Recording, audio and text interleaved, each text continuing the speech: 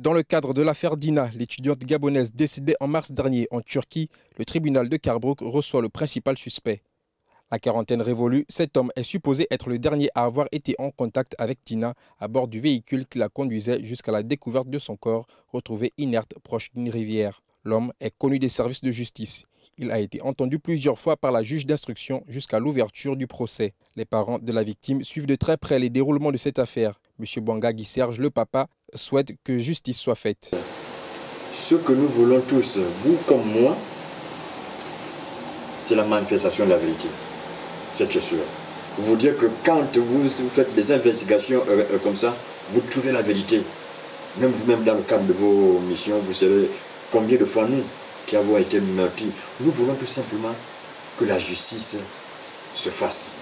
Nous voulons la vérité, rien que la vérité concernant ce dossier.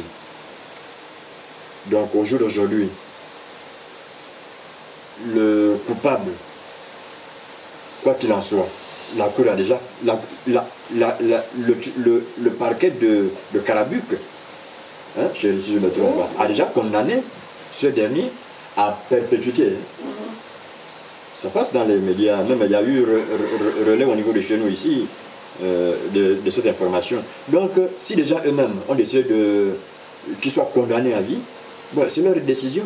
Mais derrière cela, pour nous, nous ne serons jamais satisfaits si la vérité n'éclate pas.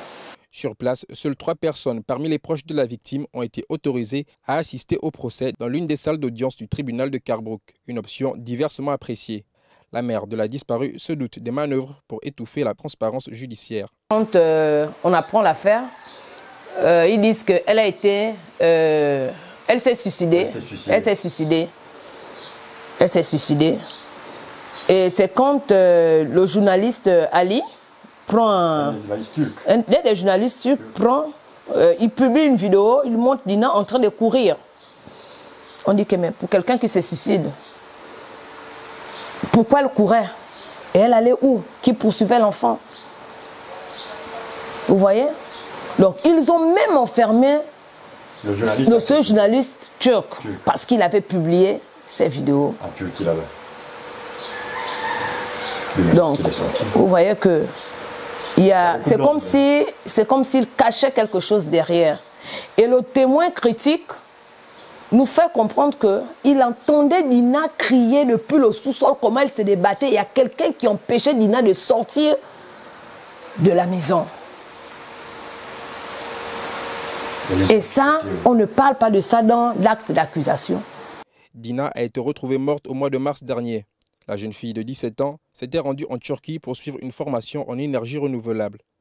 Un voyage sans retour qui plonge la famille dans la douleur et le doute d'obtenir réparation auprès des instances judiciaires turques. Les enquêtes qui ont permis d'aboutir à ce procès sont le fruit d'une diplomatie agissante des autorités gabonaises de l'époque, mais également d'une campagne des internautes africains.